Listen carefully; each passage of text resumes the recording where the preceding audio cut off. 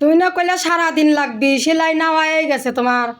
ওয়া যাবি না, কাল রাতে হলো কাটি থুছি আর আজানের সময় উঠেছি, উঠে পেটিকোট সাইড জোড়া দিয়ে থিয়ে তারপরে নামাজ পড়ছি। এখানে যে সে পেটিকোটের মাজা লাগাবো, কোমর হয়ে গেলে ব্লাউজের হাতা এলো কোমর লাগাই দিছি। এই যে মোটামুটি সিলেই মেশিন আমার আজকে বেশি জ্বালাই নাই, মেশিন ভালো ভালোই চলছে, যার কারণে একটু তাড়াতাড়ি কাজটা করতে পারছি। মেশিন ডিস্টার্ব করলে তো কাজ করা যায় না।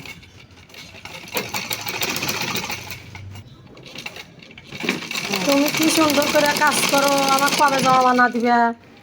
দেব নে, আমি থুই সময় করে দেব নে। আসলে তোকে তো কছি যে একটা জামা আমি তোকে বানা দেবো, সেই জামাটা তুলে থোয়া লাগবে। আমি তার হওয়ার সময় সিলেব না, নিজে তার সিলে। হাই রে মিস্ত্রি রে, কোনো কিছুই বাদ নাই, সবই পারে। হ্যাঁ, না পারলে কি এতে লেগে তো কত কথা শুনছি। আর মানুষের সেলাই করলে কাছে যা খারাপ থাকছে, আমি কবে করে মেশিন চালাবো, কবে করে কাজ করবো। আমার আঙ্কেল কেছে ঘর তাহলে তো বাস গেলে সুতার হয়, এখানে আমি সুতার হবো, দেখো সুতার হইতেছি। তোমার ছায়া তো গুছলে মুছলো না, ভালোই তো হইলো না, এই যে মাজা পট্টি মাপ দিয়ে লিলি পারে না, আর বাস করে লিলি কিছুই হয় না। কত মানুষের যে মাপ বোঝে না, বাস করে যে ফাইন করে দেখো মাজা পট্টি একবারে কি সুন্দর দেখছো, একটু কুচি অনেক গুছি অনেক একবারে সিলাই এক দাঁড় দিয়ে চলে গেছে দেখছো। হয়েছে আর একটা সিলাই যাবে।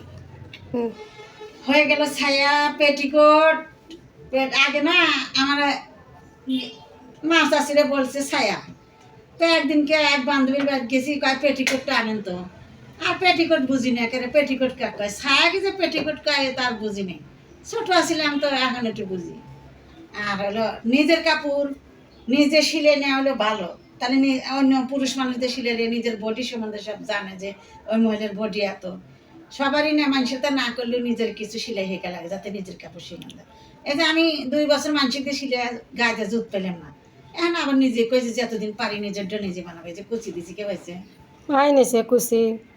ফতুয়ার মতো এই কুচি বোতাম নাই, হাতের কাম করবো না। হুম, এই যে, ভালো নাই, হ্যাঁ ভাই নিছে। এখন খালি যে হাতাটা লাগাবো তাই হবে।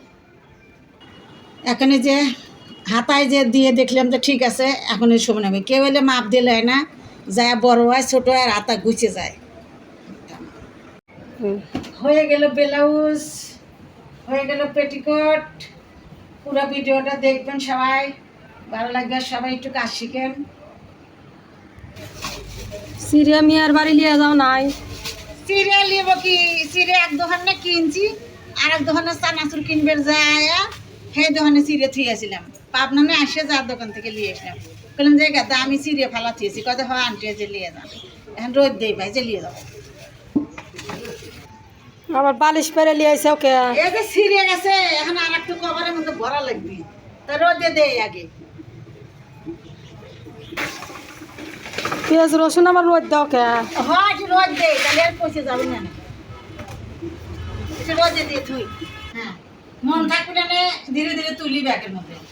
এই নিলাম একটা শাড়ি, এই নিলাম একটা শাড়ি, এই 2টা, আর হলো এই একটা, 3টা, এই 3টাই নেবো, আর 2টো 3 পিস নেবো।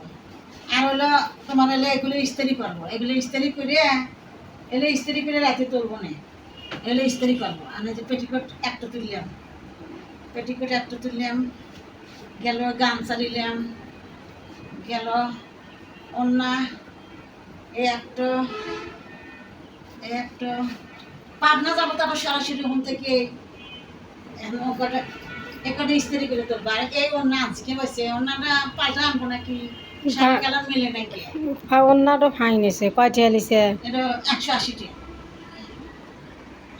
এখানে যে ছায়া তুললাম, 2 শাড়ির ইতে তোলা হলো না, হুম, এখন বলে এটা এটা এটা ইস্ত্রি করবো, ইস্ত্রি করে তুলবো না। হ্যাঁ। এর উপরে দিলে